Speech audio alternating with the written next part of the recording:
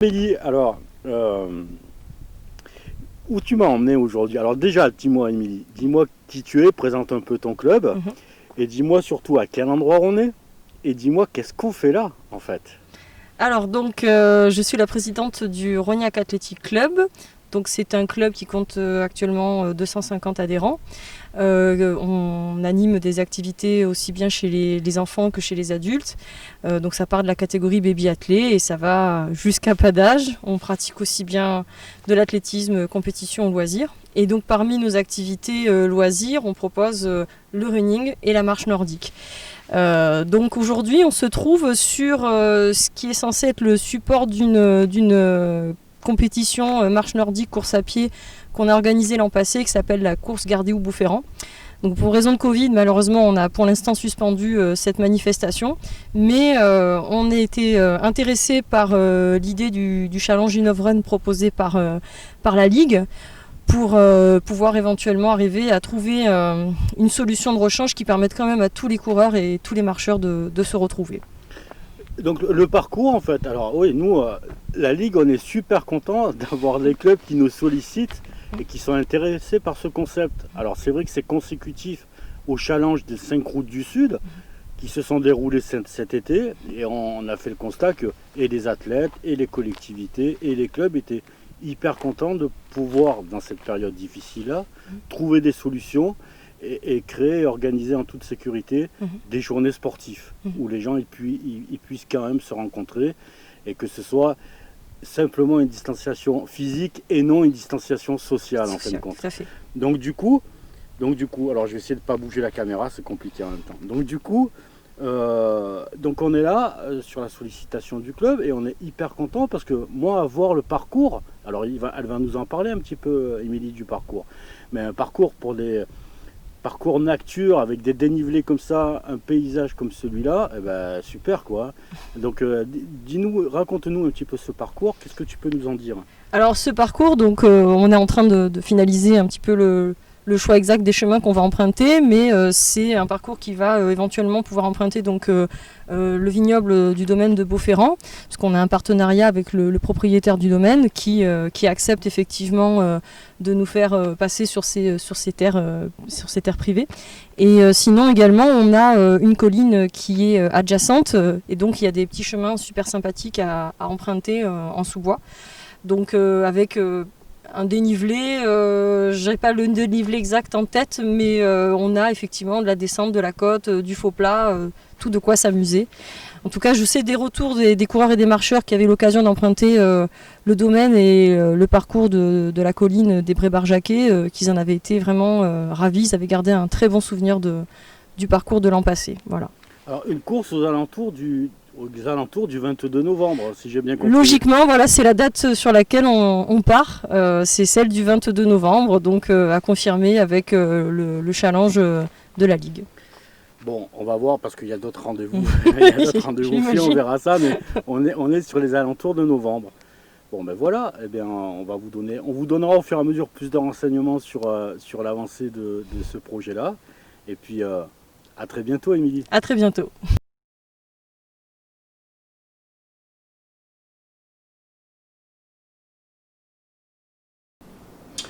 Bonjour Jérôme. En fait, voilà, on profite de se rencontrer sur la Ligue. On avait rendez-vous tous les deux, mais pas ensemble, mais tous les deux sur des rendez-vous différents à la Ligue. Je sais que Jérôme, qui est président du club de Gap, entre autres, hein, président du club de Gap et secrétaire général de la Ligue, alors, il a beaucoup d'actualités sur le 05. Euh, donc on va profiter pour que Jérôme nous donne quelques actualités, peut-être des scoops, mais quelques actualités sur le département. Allez, à vous Jérôme. Yves, bonjour et bonjour à tous. Alors l'actualité sur le 05 et sur Gap, elle est un peu particulière puisque vous n'êtes pas sans savoir qu'on a été obligé d'annuler les championnats de France de trail. Championnat de France de trail qu'on avait repris pour 2020 suite au report des France qui doit avoir lieu dans le Cantal le fin mai. Donc le contexte n'est pas favorable pour la pratique athlétique. Alors dans les Hautes-Alpes, on s'en sort pas trop mal parce qu'on a des grands espaces et on peut arriver à pratiquer. Mais c'est vrai qu'au niveau des compétitions, c'est quand même devenu très très compliqué, avec un contexte cet été qui a fait qu'il y avait énormément de touristes dans le département, et aujourd'hui il y a une explosion du nombre de cas de Covid-19, d'où la relative ou importante frilosité des élus, que je comprends, que j'accepte, puisque de toute façon en tant que citoyen et en tant que président de club, on a des responsabilités et il faut les assumer. Alors, mais sur le département, on a d'autres. Il y avait ces championnats de France là qui est annulé, mais on a d'autres compétitions.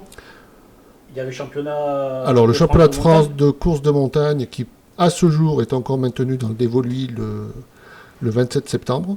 Alors, on a revu, le comité local d'organisation du dévolu avec Tristan Kalimata a revu complètement l'épreuve.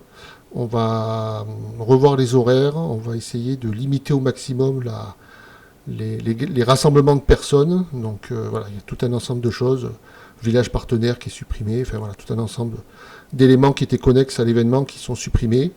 Le but étant d'essayer de sauver à tout prix le championnat de France de montagne. Et puis on a aussi le 11 octobre les championnats régionaux de marche nordique, qui est une épreuve qualificative aussi pour les championnats de France. A priori une des rares, si elle est maintenue, qui aura lieu dans le sud-est. Qui est inscrite au Marche Nordique Tour. Qui est inscrite au Marche Nordique Tour et sur laquelle nous espérons nous appuyer pour organiser les championnats de France, peut-être en 2022, puisque ce sera aussi le centenaire du club de Gap. Alors, voilà le scoop en fait.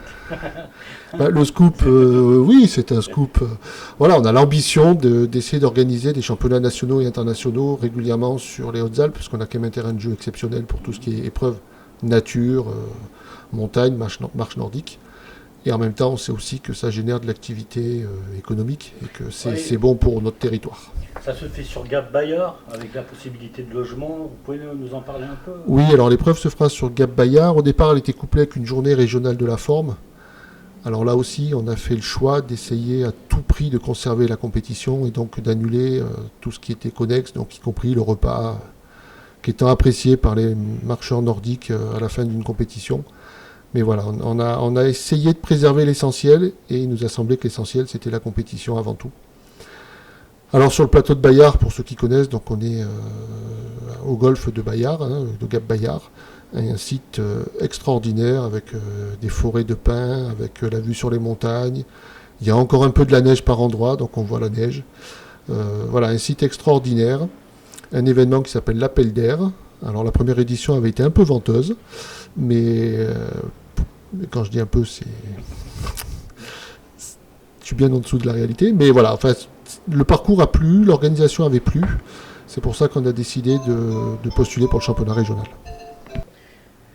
Bien, merci Jérôme pour ces quelques informations, ce petit scoop également. Mais là, on suivra un peu mieux cette candidature au championnat de France pour la marche nordique 2022, c'est ça?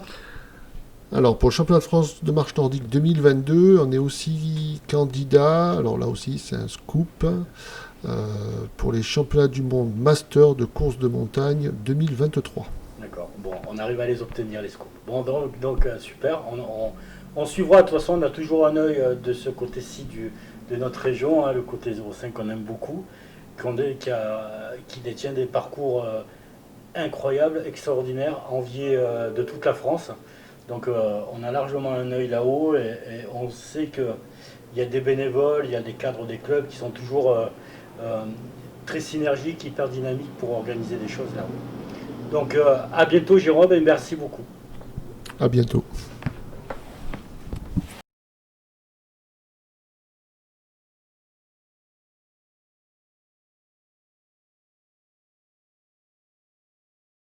Et alors, le challenge. Bonjour Michel.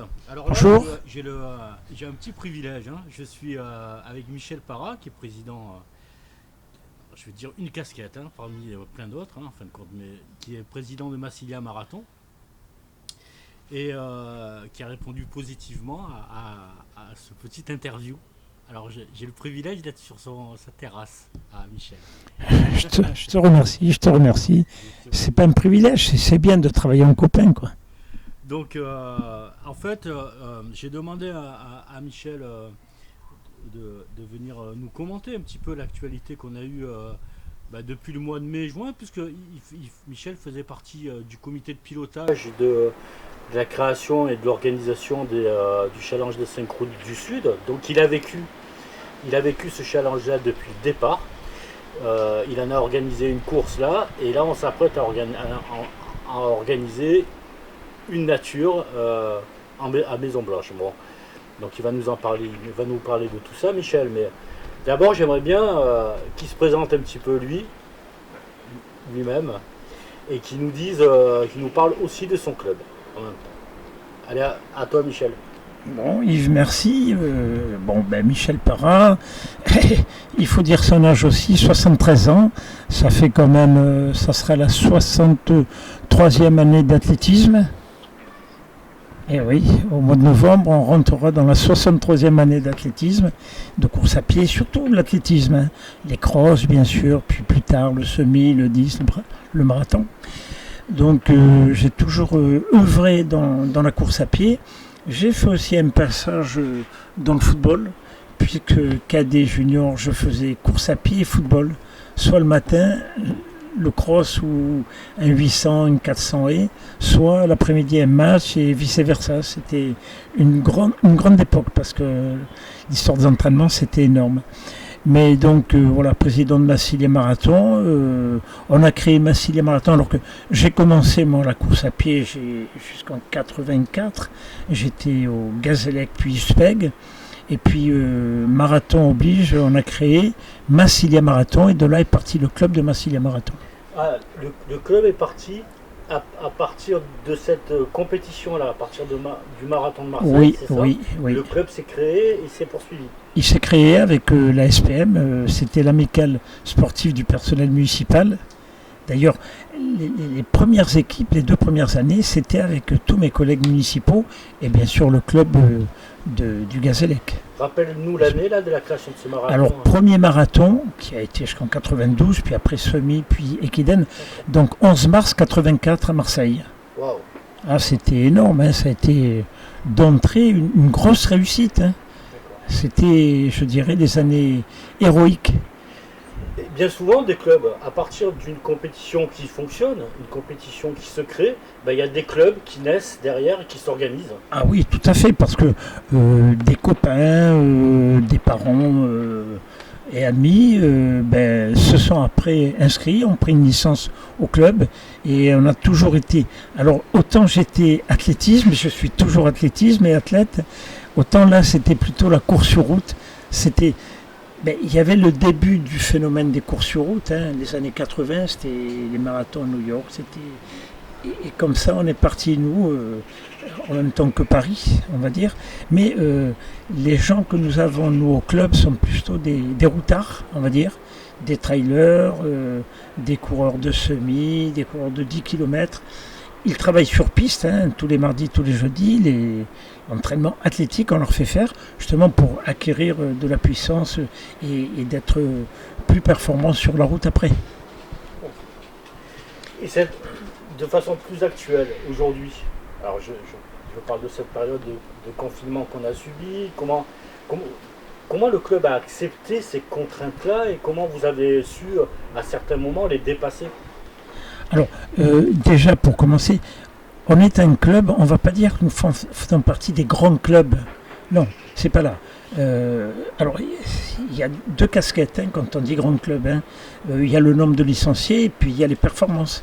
Et c'est vrai que les athlètes que nous avons, aussi bien chez les dames, d'ailleurs une revient au club et j'en suis heureux, ah oui, je t'en parlerai après,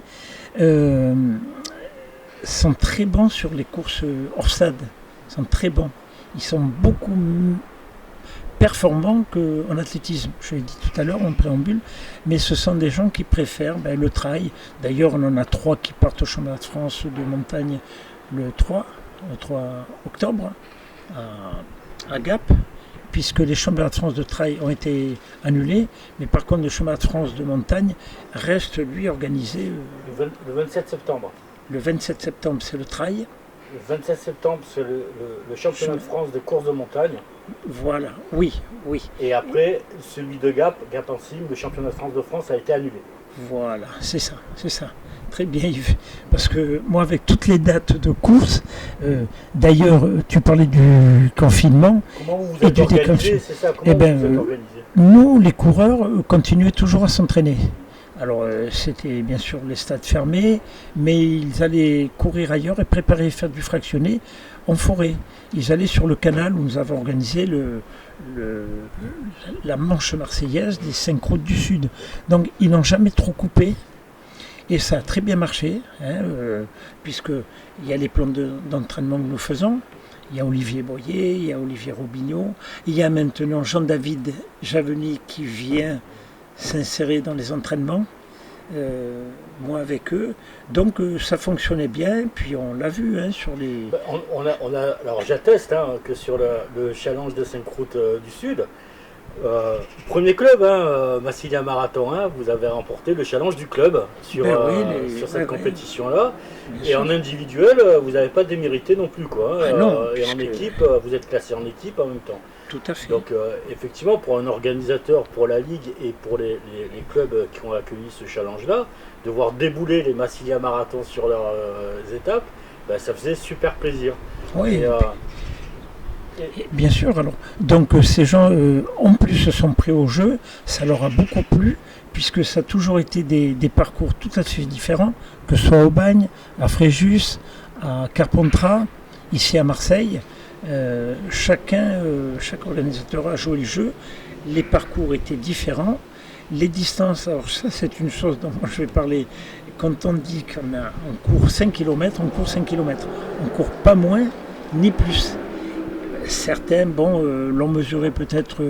alors à Carpentras, alors effectivement, tu fais référence à Carpentras, comme nous étions sur des cotations FFA, moi j'ai rajouté un bonus qui correspondait. Donc on a fait une clé de répartition pour que les personnes qui ont fait Carpentras, alors tu fais bien, tu me donnes l'occasion d'en parler, je l'ai écrit sur le site, mais les personnes qui ont fait Carpentras, on a créé une clé de répartition pour que les 200 mètres qu'il y avait supplémentaires, ils aient des points supplémentaires par rapport à leur truc. Voilà. Donc, c'est vrai que... en gros, ça a été équivalent. Mais c'est vrai qu'un 5 km, c'est un 5 km. C'est vrai, et puis pour mon ami Fago, lui aussi, là-bas, Carpentras, il fait du travail. Mais moi, j'ai tenu ici à Marseille à que ce soit au préalable, je vais mesurer, bien sûr, mais ensuite, Jean-Jacques Cachot et Marie-Christine Cachot, qui sont mesureurs officiels, sont venus mesurer le parcours. Alors pour Carpentras, c'était un peu compliqué avec les vacances d'été, mais on a réussi à sortir quelque chose. Oui. Par contre, sur le challenge nature, alors je sais que tu as des super trucs à proposer. Alors en même temps, pendant ton interview, je passerai des images. Mais tout à fait.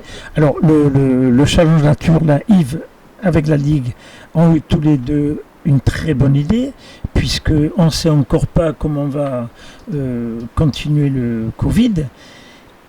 Beaucoup de courses sont annulées, beaucoup de championnats sont annulés. On se demande même comment hier soir, le meeting de l'ASCO, le meeting de Marseille, a pu tenir son rang. Et c'était un joli meeting, il y a eu des belles performances.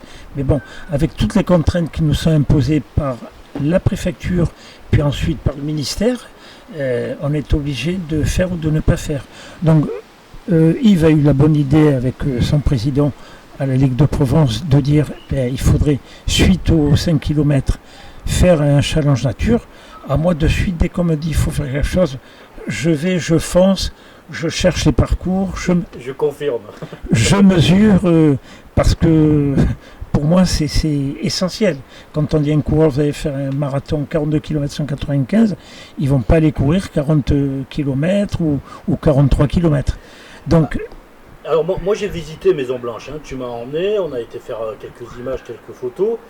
J'ai trouvé un parcours assez exceptionnel. Est-ce que tu peux nous en dire un mot sur la nature de ce parcours-là ? Ah oui, parce que moi-même qui allais courir il y a peut-être 35 ou 40 ans avec notre entraîneur Adrien Flayol du Gazélec de Marseille, j'étais plus retourné, puisque mon jardin c'est la Reynarde pour les trails et les crosses, Pastré pour le cross. Maintenant, ce fameux 5 km sur une boucle de 1000 mètres, c'est le canal de Saint-Julien.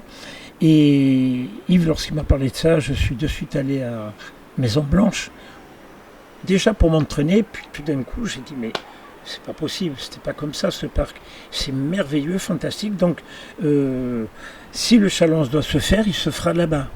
Donc, on a trouvé une boucle, sur une boucle qui fait 766 mètres, on a trouvé une boucle de 2000 mètres. Et ça, il faut travailler au moins, je dirais, presque une semaine. C'est l'expérience. Ouais. Voilà, c'est l'expérience peut-être, mais bon, il faut travailler pour savoir où passent les coureurs, ou surtout que les coureurs ne se croisent pas. Ça, c'est important. Là, vous foutez en l'air une course, donc ce parcours est fantastique. Alors, c'est déjà de la terre, du sable et de la pelouse.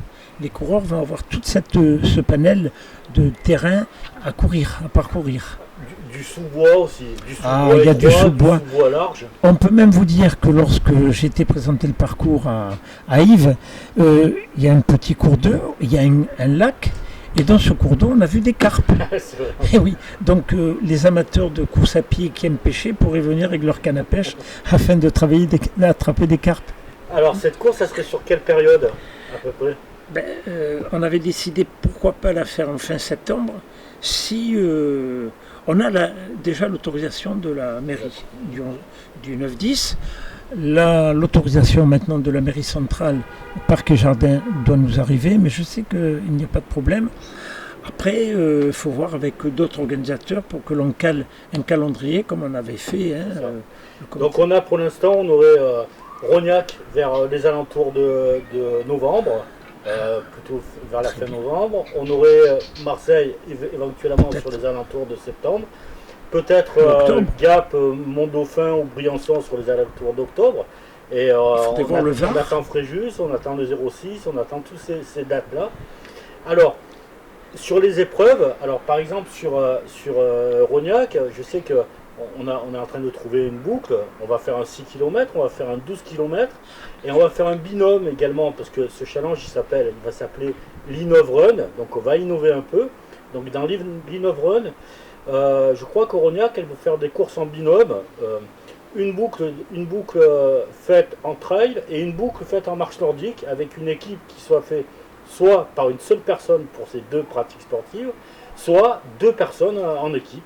Voilà, donc on va innover un peu comme ça. Et je sais que toi, tu avais une petite idée en même temps pour faire participer les enfants. Oui, alors là, c'est pareil, puisque tous les plans sont faits, tout est mesuré. On n'attend plus que la date, nous. On a incorporé également une course pour les enfants, puisque on a des écoles d'athlétisme. Nous, par exemple, nous avons une école d'athlétisme. On est obligé à ce jour à limiter les inscriptions parce qu'on va dépasser les 100 gamins à l'école d'athlétisme, on va dire de 6 ans à 13 ans, 14 ans. Donc c'est petit, les enfants ont leur place là aussi, non pas d'aller se faire courir sur route, mais c'est un parc, donc c'est tout approprié pour eux. Les éveils, les 6-9 ans, on va dire 6-8 ans, ils auront 800 mètres à parcourir, mais sans aucune difficulté. Les 12-14, ils auront 1000 mètres. Peut-être qu'on fera un 1500, on a aussi la distance pour ça, pour les un peu plus grands, mais à partir de cadet, ils pourront faire la course avec les adultes. Donc, étant donné que les boucles font 2 km, pour les dames, ça sera 3 boucles de 2 km, donc 6 km, et pour les adultes, 8 km. Parce qu'en plus, il faut aussi voir qu'on ne peut pas mettre des distances trop longues aussi. Pour le temps de course. Pour le temps de course. Parce qu'on est dans un parc, il y a de la population, et puis en fonction de l'approche, je vais dire, des championnats de France de cross, c'est un peu cross-country, mais c'est très souple, c'est magnifique, on ne peut pas faire des distances trop longues en début. Il faut arriver petit à petit aux 10 km des championnats de France de cross. Et là, ça serait des séances, donc on fera des sessions comme pour le 5 km, par exemple, première course 8 heures, deuxième course 9 heures, troisième course 10 heures et quatrième course le matin 11 heures. On redémarrait 14 heures, 15 heures, 16 heures et si encore plus de monde, 17 heures une dernière course. Et donc là, tout le monde est capable, dans le laps de temps d'une heure, de courir les 8 km. Bon, on a fait le tour du sujet un peu. Oui, on a fait le tour du sujet, ne serait-ce que nous sommes un club, nous sommes dans 11e et 12e arrondissement, mais nous avons 35 licenciés adultes, et là vont venir s'en rajouter.